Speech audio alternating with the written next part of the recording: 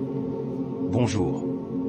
Parlons des grandes stratégies tirées du livre de l'art de la guerre. L'art de la guerre, écrit par Sun Tzu, il y a plus de 2500 ans, est un traité militaire classique qui propose plusieurs grandes stratégies pour remporter une guerre. Voici quelques-unes des principales stratégies abordées dans ce livre. 1. Connaissance de soi et de l'ennemi. Sun Tzu souligne l'importance de connaître à la fois ses propres forces et faiblesses, ainsi que celles de l'ennemi.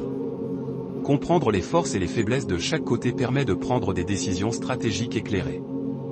2. L'utilisation de la ruse et de la tromperie. L'art de la guerre met l'accent sur l'utilisation de la ruse pour surprendre et tromper l'ennemi.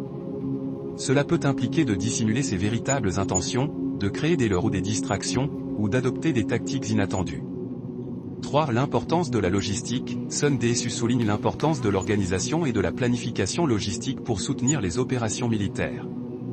Il met en avant la nécessité de fournir des ressources adéquates en termes de nourriture, d'armement, de transport et de communication pour assurer le succès sur le champ de bataille. 4. La maîtrise du terrain. L'art de la guerre met l'accent sur l'importance de choisir et de maîtriser le terrain. Cela peut se référer à des éléments géographiques tels que des montagnes, des rivières ou des forts, ainsi qu'à des facteurs tactiques tels que la position stratégique, la visibilité et l'accès aux ressources.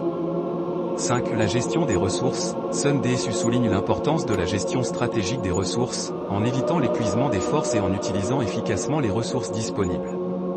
Cela inclut la reconnaissance de la valeur économique et politique des ressources, ainsi que la capacité à les exploiter au maximum.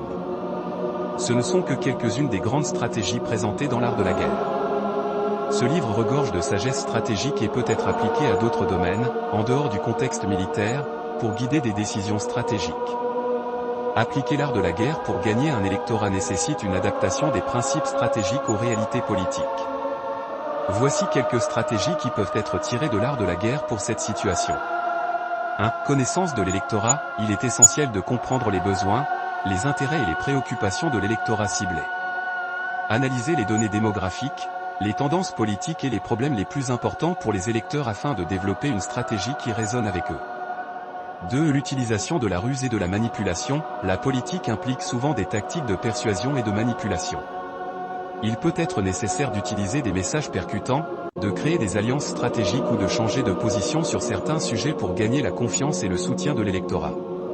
3. L'importance de la communication. Une communication claire et efficace est primordiale pour convaincre les électeurs. Développer un message fort et cohérent, utilisez les médias traditionnels et les réseaux sociaux pour atteindre un large public, et adaptez votre discours aux préoccupations spécifiques de l'électorat visé. 4. La gestion de campagne. Organisez votre campagne de manière stratégique en allouant judicieusement les ressources, en planifiant des actions ciblées et en maximisant votre présence sur le terrain. Utilisez également des sondages, des études de marché et des analyses pour évaluer l'efficacité de votre campagne et ajuster votre stratégie aux besoins. 5. L'importance de la mobilisation. La mobilisation des électeurs est cruciale pour remporter une élection.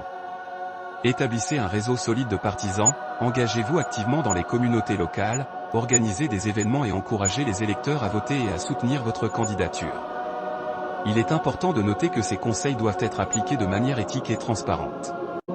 L'objectif doit être de gagner l'électorat en leur proposant des solutions efficaces et en promouvant un processus démocratique sain.